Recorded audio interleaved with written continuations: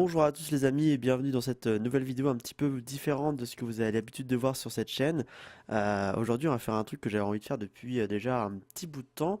Donc pour ceux qui suivent mes aventures, enfin qui ont suivi mes aventures sur ma chaîne Unerva, vous avez vu que avant de passer sur cette chaîne, j'avais fait un projet d'écriture de scénario de jeu de rôle et on avait écrit ensemble en live un scénario. Donc ce projet, je l'ai mené à bien, j'ai fait le jeu avec mes potes, donc j'ai terminé d'écrire, on a joué. J'ai juste pas tenu au courant des avancées sur YouTube et sur Twitch parce que j'avais pas forcément le temps et parce que j'ai écrit beaucoup d'un coup en fait et j'avais pas spécialement envie de faire les updates.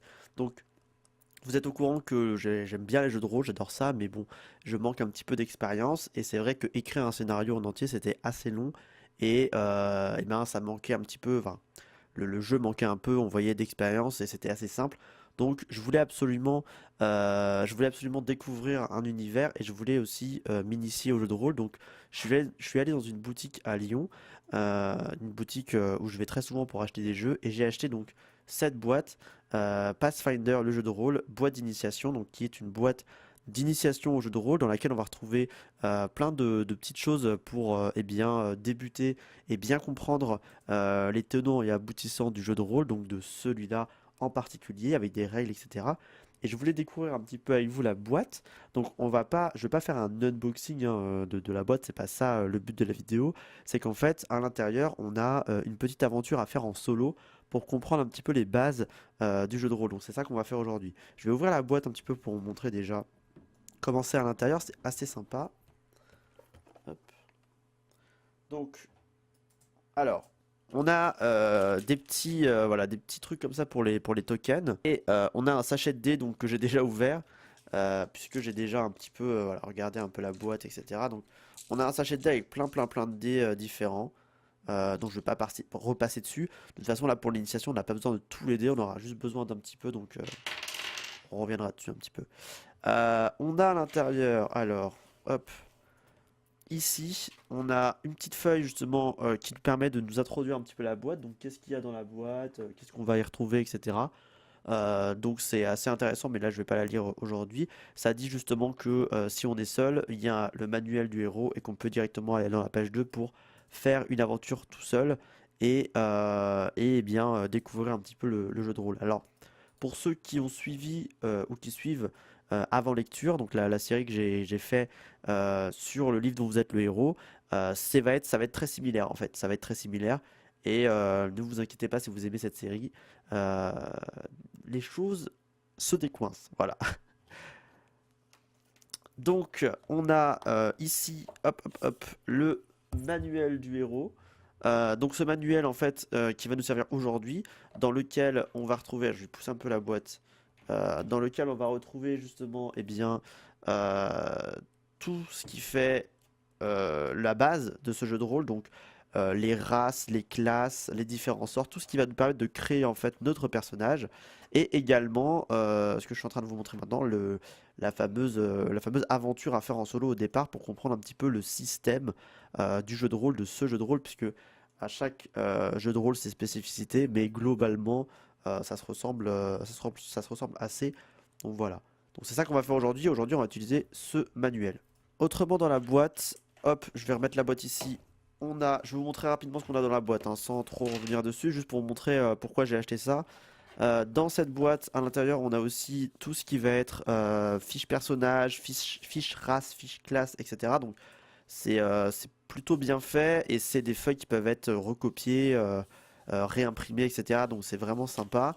Et on a également le guide du maître donc, qui va nous permettre de suivre un scénario écrit, donc un scénario défini de A à Z, qu'on va pouvoir potasser puis jouer avec des joueurs.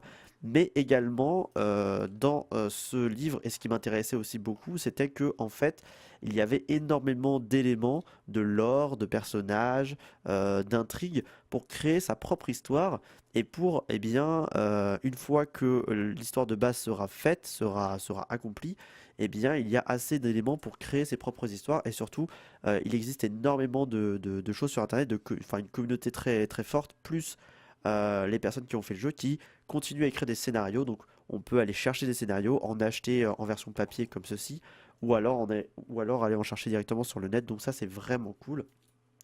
La boîte contient également ceci, donc c'est une map, je vais pas la déplier ici, mais c'est une map en fait. Ça c'est la map de l'aventure, de la première aventure qui est dans le guide du maître. Et c'est une map en fait Velleda sur laquelle on va pouvoir venir écrire au Velleda, puis effacer, etc. Et à l'arrière, il y a en fait une map vierge sur laquelle, lorsqu'on créera nos aventures, on pourra y placer des éléments, des montagnes, des forêts, etc. etc. Et ici, on a les tokens que je vais pas sortir de la boîte, puisque la dernière fois que j'ai sorti de la boîte, bah, il y en a un qui s'est barré. Donc, euh, donc je le laisse là pour l'instant tant que j'en ai pas besoin, mais voilà. Donc les tokens, ouais, c'est lui, il s'est cassé là. Enfin, il s'est juste défait, hein. Mais bref, du coup, aujourd'hui on va rien voir de tout ça, donc je vais tout ranger.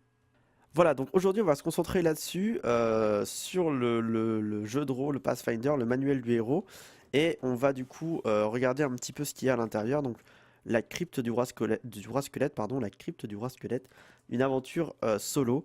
Donc pour cette aventure, on a besoin d'un dé 4 ici, on va avoir besoin d'un dé 6 là, d'un dé 8 qui est ici, on va avoir besoin d'un dé 20 qui est ici. Donc dans cette aventure, on va pouvoir un peu regarder eh bien, comment fonctionne ce jeu de rôle, comment fonctionnent les règles, etc. Et on va découvrir ça ensemble. Allez, c'est parti. Pour jouer, vous avez juste besoin d'un morceau de papier, d'un crayon et des dés fournis dans cette boîte. Pour commencer, lisez le paragraphe 1 et suivez les instructions. La plupart des paragraphes vous indiqueront de vous rendre à un autre paragraphe où vous laisseront le choix entre plusieurs. Lisez seulement celui que l'on vous indique. Ce sont vos choix qui décideront si votre personnage survivra ou non, alors faites preuve de sagesse. Voilà donc, on va commencer l'aventure. Donc pour ceux qui suivent la série avant lecture, c'est vraiment globalement pareil, sauf que là on a des dés et que les règles ne seront pas forcément les mêmes. Vous êtes un courageux guerrier originaire de la ville de Point de Sable, dans un pays appelé la Varisie. Sur la côte de la mer de Vapeur, dans ce petit village, la vie est simple mais rude, car la campagne avoisinante regorge de gobelins et d'autres monstres. Ces derniers temps, les créatures sont devenues plus téméraires et se sont mises à voler des enfants et du bétail dans les fermes les plus isolées. Désespérés et terrifiés, les villageois se sont tournés vers vous et vous ont demandé de les protéger. Le maire, une femme bienveillante du nom de Canra Deverin, a promis de vous donner une récompense de 1000 pièces d'or si vous parvenez à nettoyer un donjon voisin qui, dit-on, sert de refuge aux gobelins. C'est un travail dangereux, mais vous savez au fond de vous que vous êtes à la hauteur de la tâche. Vous rassemblez votre équipement, une solide cotte de mailles et l'épée longue de votre père, et vous vous enfoncez dans les bois, suivant les indications de la carte approximative que le maire vous a remise. Après quelques heures de marche, vous arrivez au pied d'une colline désolée, et l'ouverture d'un tunnel se dessine devant vous. Ce doit être le donjon, la suite sur la page suivante. Pour rassembler votre courage et entrer dans le tunnel, rendez-vous paragraphe 9. Vous vous trouvez dans un sombre couloir poussiéreux qui s'enfonce sous terre. Alors que vous marchez, la lumière de l'entrée disparaît peu à peu, jusqu'à n'être plus qu'une vague lueur, et vous êtes obligé d'allumer une torche pour éclairer votre chemin. À sa lumière vacillante, vous voyez que le couloir débouche sur une salle. Un peu plus loin, vous entendez un léger grognement et vous dégainez votre épée. Soudain, vous remarquez un mouvement. Dans un coin, une pile de haillons bondit sur ses pieds et s'avère être un vil gobelin, à la peau verte et verruqueuse, avec une tête qui ressemble à une pastèque. Ses habits crasseux sont tachés de sang, et il tient encore une patte de mouton grillée à la main. Dans l'autre, il brandit une épée courte, à l'air peu engageant. Il grogne et charge dans votre direction. Vous êtes donc en combat. Vous savez que ce gobelin est une créature nuisible et maléfique, et que vous allez devoir le tuer, si vous voulez poursuivre votre chemin. Le gobelin et vous, attaquez chacun votre tour. L'attaque consiste à lancer un dé 20 faces, et ajouter votre bonus d'attaque, voire au plus bas. Au résultat, si ce total est égal ou supérieur à la classe d'armure, CA en abrégé, du gobelin, vous le touchez et vous lui infligez des dégâts, que vous soustrayez de ses points de vie. Pour vaincre le gobelin, vous devez réduire ses points de vie à 0 ou moins. Le gobelin vous attaque de la même manière, en faisant un jet d'attaque contre votre CA et en réduisant vos points de vie du montant des dégâts. S'il parvient à vous faire passer à 0 points de vie ou moins, il vous tue. Notez vos points de vie sur une feuille de papier. Alors, On va récapituler un petit peu pour ceux qui ont un peu de mal à comprendre. C'est normal au début, hein, c'est comme ça. Alors, moi, j'ai comme point de vie, donc PDV 12. D'accord? Ça, ce sont mes points de vie, d'accord? Mon bonus d'attaque, il est de plus 5. Mon bonus d'attaque, c'est le bonus que va m'octroyer mon équipement, mes armes, etc. D'accord? Donc, bonus attaque, on va mettre BA, il est de 5. Ensuite, mon CA, donc la classe d'armure, ça va être ma défense, d'accord? Donc moi, j'ai une classe d'armure, une CA de 16. Ce qui va se passer, c'est que les combats, là pour l'instant on est un truc super basique, ça va se dérouler en 2 temps. Chacun va attaquer son tour, donc moi je vais commencer à attaquer. Je vais lancer un des 20, d'accord? Et sur ce chiffre que je vais obtenir avec le D20, je vais ajouter plus 5, mon bonus d'attaque. Ok? Une fois que j'aurai additionné les chiffres, si jamais mon chiffre est supérieur à la classe d'armure de mon ennemi, alors je le touche. Là, je suis face à un ennemi dont les points de vie sont de 6, donc PDV 6, et sa classe d'armure au gobelin, elle est de 13. Donc là, ce qui va se passer, c'est que je vais envoyer, en fait, je vais faire mon jet d'attaque, d'accord? Donc je vais jeter un des 20. Donc je fais 19, d'accord? Je rajoute 5, donc 24. Donc 24 est supérieur à 13, le CA du gobelin, donc je le touche. Maintenant que je sais que je le touche, il va falloir que je fasse mes jets de dégâts pour savoir combien de points de vie je lui enlève. Pour ça, je prends un des 8, c'est les dégâts de mon épée longue, plus 2. Donc je vais jeter un des 8, 7, plus 2, 9. Donc je lui fais 9 points de dégâts. Sachant que le gobelin a 6 points de vie, il perd tous ses points de vie d'un coup, je le one-shot. Voilà, c'est comme ça que vient de se passer le combat. Si jamais je lui avais enlevé moins de 6 PV, dans ce cas-là, le gobelin aurait eu le droit de me réattaquer. Voilà, c'est comme ça que ça marche les combats. Ça, c'est vraiment les combats basiques. Donc là, j'ai réussi à vaincre le gobelin du premier coup. Je lui ai infligé plus de dégâts qu'il n'a de points de vie. Donc, il est mort. Je réduis donc les points de vie du gobelin à 0. Je vais donc en 13.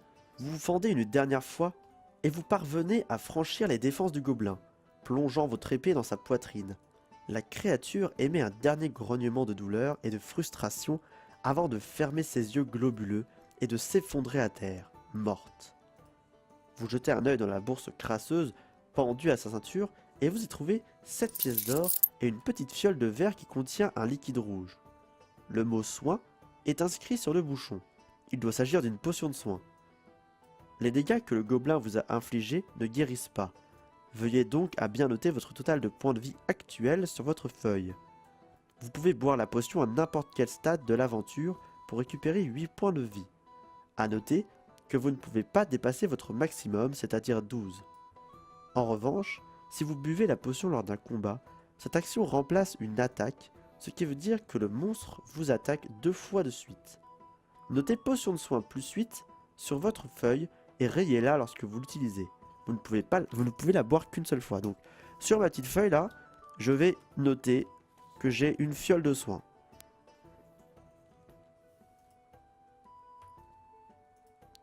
Et elle me fait plus 8. Pour l'instant, je n'ai pas à l'utiliser puisque j'ai pas perdu du tout de points de vie. Je vais aussi m'ajouter les 7 pièces d'or que j'ai trouvées, dont je vais faire des traits. Voilà. En regardant autour de vous, vous constatez que la salle est vide, mais 2 couloirs en partent et mènent plus loin dans le donjon. Le couloir oriental est plein de toiles d'araignée. On dirait qu'il n'a pas été utilisé depuis longtemps. Si vous décidez de partir à l'est, rendez-vous en 18. Le couloir occidental sent la paille moisie, mais il n'a pas de toile d'araignée. Si vous allez à l'ouest, rendez-vous en 4. Ok, donc je vais décider de partir dans le couloir occidental, donc je vais là où ça sent le moisi, parce qu'il n'y a pas de toile d'araignée. Voilà, donc je vais aller en 4 du coup. L'odeur de moisi s'amplifie à chaque pas. Au bout d'une quinzaine de mètres, le couloir se termine par une porte de bois entrebâillée qui s'ouvre sur une salle. À l'intérieur, il y a une grande cage aux barreaux de fer, dont le fond est tapissé de paille moisie. Un jeune garçon de point de sable est couché à l'intérieur. Il fait partie des enfants disparus lors d'une attaque gobeline récente. Il a l'air affamé, et il est couvert de bleu. De l'autre côté de la salle, derrière la cage, une grosse clé pend à un anneau, à quelques dizaines de centimètres du sol, juste à hauteur de gobelin. On dirait que le garçon est endormi. Si vous prenez la clé pendue au crochet, rendez-vous au 11. Si vous réveillez le garçon, rendez-vous au 22. Si vous ignorez le garçon, quittez la pièce, rendez-vous au 14. Bon, je vais pas ignorer le garçon, je viens pour à la base quand même sauver des villageois et des enfants qui ont été enlevés, donc j'imagine que c'en est un. Alors je vais récupérer la clé avant d'aller réveiller le garçon, parce que c'est une clé, donc ça peut toujours être utile, donc je vais aller en 11. Vous soulevez la clé de fer. Elle semble correspondre à la serrure de la cage du garçon. Vous êtes son seul espoir de sortir de ce donjon. Si vous réveillez le garçon et que vous lui parlez, rendez-vous au 22. Si vous l'ignorez et quittez la pièce, rendez-vous au 14. Je m'imagine bien avoir récupéré la clé, genre l'agiter devant le gosse et faire « Bon allez fuck it, je m'en vais !» Non, allez, je vais aller sauver ce jeune homme. J'espère que c'est pas un... Ça se trouve c'est un traître. Je ne sais pas. Vous appelez le garçon qui ouvre lentement les yeux. « Dieu merci !» croise-t-il entre ses lèvres parcheminées et ensanglantées. J'étais dehors, en train de traverser les champs, quand un gobelin m'a attaqué. Je crois qu'il voulait me manger. Laissez-moi sortir, s'il vous plaît. Je veux rentrer chez moi. Que faites-vous? Si vous utilisez la clé pour libérer l'enfant, rendez-vous en 6. Si vous ignorez sa supplique et quittez la pièce, rendez-vous en 14. Bon, je vais libérer le pauvre gosse, là, il a l'air complètement traumatisé. Merci, sanglote le garçon alors que vous ouvrez la cage. Ça fait des jours que je suis prisonnier ici. Je rentre chez moi, mais si vous voulez continuer, vous devriez faire attention. Il y a bien pire que les gobelins plus bas. Quelque chose qu'il appelait le grand squelette. Tenez, prenez ma masse. Il écarte la paille qui tapisse le sol de sa cage et sort une arme qui ressemble à un gourdin avec une tête en métal. J'ai réussi à la cacher sous ma chemise quand le gobelin m'a capturé. Je pense que vous en aurez besoin pour affronter ceux qui rôdent en bas. Bonne chance. Et sur ces paroles, le jeune garçon se rue hors du donjon, vers sa famille. Notez sur votre feuille que vous possédez à présent une masse, elle vous sera utile plus tard. Ok. Donc je note masse.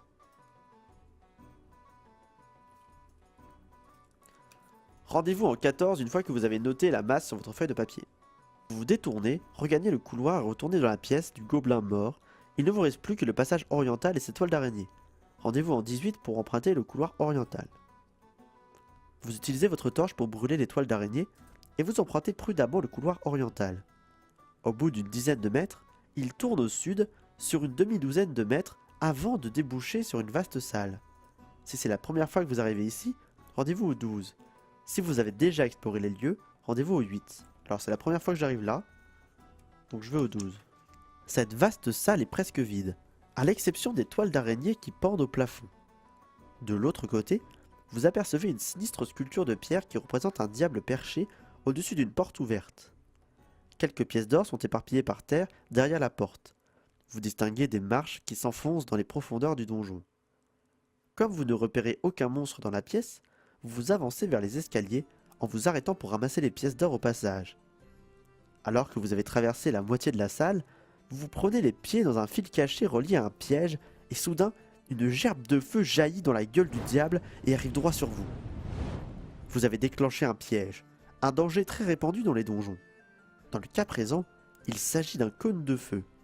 La flamme emplit la salle et vous touche automatiquement, ce qui vous cause 6 points de dégâts. Votre seul espoir consiste à bondir en arrière hors de la pièce pour limiter les dégâts reçus. On matérialise cette tentative désespérée par un jet de sauvegarde. Pour faire un jet de sauvegarde contre ce piège, vous devez lancer un dé 20 et lui ajouter 2. Si vous obtenez un résultat égal ou supérieur au degré de difficulté du piège, vous subissez seulement la moitié des dégâts. Le degré de difficulté de ce piège est de 11. Donc si vous obtenez 11 ou plus au jet de sauvegarde, vous avez réussi et vous prenez seulement 3 points de dégâts. Ok. Donc là je jette un dé 20 et je lui ajoute 2. 13. Ça fait 15. Donc c'est supérieur à 11. Donc je prends seulement 3 points de dégâts.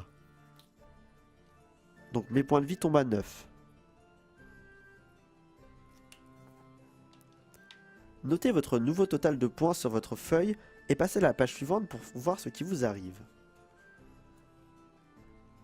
Si le feu vous avait tombé à 0 point de vie ou moins, vous mourrez, rendez-vous en 17.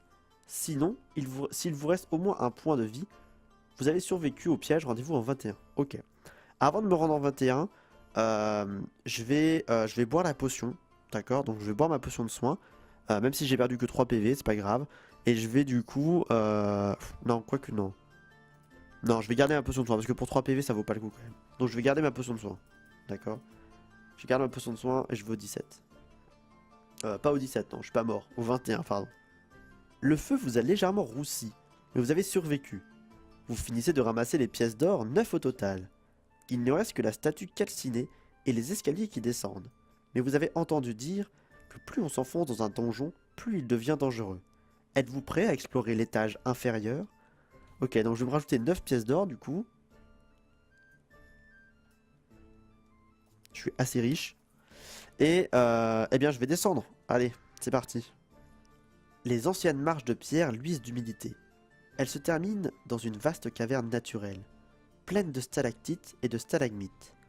Vous remarquez de larges flaques au sol et une grande fissure dans la paroi opposée qui semble déboucher sur un passage.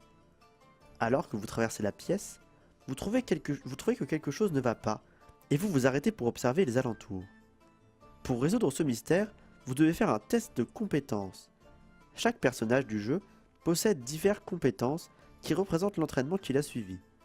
Ce test-là fait appel à la perception, une compétence qui permet de remarquer des éléments dissimulés. Pour faire un test de compétence, vous devez lancer un des 20 et ajouter votre bonus de compétence, plus 4 dans votre cas. Ok, donc je fais 24, j'ai fait 20. Donc du coup, il est supérieur ou égal à 12, donc je vais en 19. Vous comprenez soudain ce qui vous inquiète et vous vous figez sur place. Une plaque de moisissure jaune s'étend sur la pierre, juste là où vous alliez poser le pied. Vous avez déjà entendu parler de cette chose. Une moisissure de couleur jaune qui pousse dans les cavernes noires et semble inoffensive jusqu'à ce qu'on la dérange. Elle lâche des millions de spores empoisonnés qui étouffent les malheureux voyageurs et leur donnent de la fièvre. Vous ramenez le pied en arrière et contournez la moisissure. Après avoir évité un désastre, vous gagnez la crevasse au fond de la caverne et découvrez qu'elle donne bel et bien sur un passage. Au loin, vous percevez une lumière vacillante et un cliquement d'os desséchés. Si vous êtes blessé, c'est peut-être le moment de boire votre potion de soin. Rendez-vous en 5 pour gagner le fond du passage. Ok, donc là le tuto me dit très fortement de boire la potion de soin, donc je vais la boire. Je vais boire la potion de soin. Tant pis, je vais gâcher plus 8 PV. Donc je retourne à 12. Le passage se termine par une salle circulaire au plafond voûté. Au fond, une volée de marches mène à une petite plateforme où se trouve un trône doré, orné de diamants et de rubis scintillants. Un squelette, encore vécu de l'ancienne armure rouillée d'un roi, est assis sur le trône et tient une épée qui scintille d'une lueur étrange. Soudain, il tourne la tête vers vous. Une flamme rouge d'encens sort dans ses orbites vides. Ses mâchoires s'ouvrent sur un sourire terrifiant alors qu'il lève son épée et la pointe sur vous. Ainsi, votre misérable village a envoyé un champion. C'est gentil. Comme vous avez tué mon serviteur gobelin, il n'est que justice que vous preniez sa place et que vous me rejoigniez dans la mort. Avec un rire rocailleux, il se lève et avance vers vous, l'épée au clair. Si vous attaquez le squelette avec votre épée longue, rendez-vous en 20. Si vous l'attaquez avec une arme découverte en chemin, rendez-vous en 15. Si vous fuyez devant lui, rendez-vous en 3. Donc j'ai une arme découverte en chemin, la fameuse masse, donc je vais en 15. Je l'attaque, évidemment. Vous vous souvenez des avertissements du jeune garçon et vous laissez votre épée longue au fourreau pour sortir la masse de votre sac. Il est temps de donner une leçon à ce squelette. Si la moisissure jaune de la caverne précédente vous a rendu fiévreux, vous subissez un malus de -2 aux 3 premiers jets d'attaque de ce combat. Ce malus fait donc passer votre bonus d'attaque de +4 au lieu de +6. Vous êtes en combat. Le squelette et vous attaquez chacun à votre tour. C'est toujours vous qui commencez. Ok, donc là, ça va être pareil que tout à l'heure, ça va fonctionner de la même façon, sauf que j'ai des bonus supplémentaires. Donc, par rapport à tout à l'heure, mon bonus d'attaque il est de +6, et la masse, elle fait 1d8 plus 3 de dégâts. D'accord. Le squelette, lui, il a 14 points de vie, et il a 17 de CA. Et il fait 1d8 de dégâts. Il a un bonus d'attaque de plus 4. Donc c'est moi qui commence à l'attaquer. Donc je vais noter les points de vie du squelette sur ma petite fiche. Moi j'ai 12 points de vie. Lui, il en a 14. Et c'est parti, donc je fais mon premier jet. Je fais 12, je rajoute 6, donc ça fait 18. Son CA est de 17, donc c'est pile supérieur. Donc du coup, je fais des dégâts. Donc je vais jeter un D8 pour savoir combien de points de vie je lui enlève. 6, ça fait 9, puisque 6 plus 3 égale 9. Donc je lui enlève 9 PV. Donc il reste au squelette 5 PV. Je lui ai mis un énorme coup là, direct. Donc à mon avis, il est hyper vénère. Donc ça va être à son tour d'attaquer. C'est parti, il attaque. Il fait 16. Donc ça fait 20. Mon CA est de 16, donc il arrive à me toucher lui aussi. Combien il me fait de dégâts? Attention. Ah, il fait seulement 2 points de dégâts. Donc il m'érafle un petit peu. Je tombe à 10 points de vie. Donc il arrive à me toucher un petit peu. Mais là, moi, je suis ultra vénère. Je suis prêt à en finir avec lui. C'est parti. Jet d'attaque. Et je fais 20 coups critiques. Donc là, même pas besoin de faire le jet de dégâts. Rien qu'avec ça, c'est bon. Enfin, même pas besoin de faire d'ajouter mes bonus. Par contre, le jet de dégâts, c'est parti. Il faut que je fasse... il faut que je fasse au moins 2.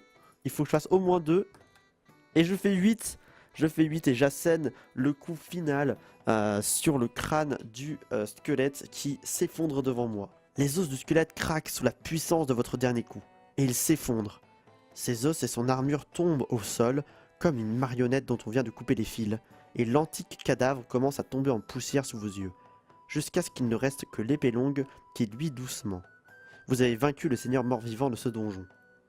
Après avoir fouillé la salle du trône, vous décidez d'emporter l'épée magique du roi et vous arrachez 4 diamants et 6 rubis du trône avant de quitter définitivement le donjon et de rentrer en ville. Les villageois vous acclament alors que vous parcourez des rues, l'épée luisante du roi squelette aux côtés. Depuis les marches de l'hôtel de ville, vous narrez votre victoire aux maires et aux villageois. Kendra vous remet ensuite votre récompense, un sac rebondi qui contient 100 pièces d'or, soit plus d'argent que vous n'en avez jamais vu de toute votre vie.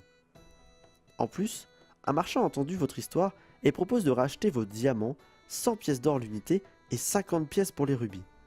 Vous découvrez aussi que l'épée est une épée longue plus 1, qui vous donne un bonus de plus 1 à tous les jets d'attaque et les jets de dégâts.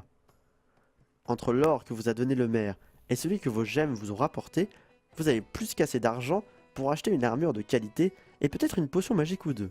Et vous vous dites que la vie héroïque des aventuriers doit être à la hauteur de sa réputation. Voilà, on a donc terminé cette petite initiation au jeu de rôle. Donc évidemment, là, c'était très très rapide. Il n'y avait pas tout, les sorts, toutes les compétences, toutes les notions d'esquive, etc. C'était très très condensé, mais ça permet d'introduire un petit peu ce que va être ce jeu de rôle et comment il va fonctionner, avec quel genre de dés, quel genre de type de calcul, etc. Donc c'est vraiment vraiment super. Donc voilà, moi j'ai très très hâte de continuer à explorer un petit peu ce livre, à savoir un petit peu comment est-ce qu'on va créer un personnage, etc. Et j'ai hâte aussi de faire ça avec mes amis. Donc merci à vous d'avoir suivi cette petite initiation avec moi, j'espère que ça vous a plu.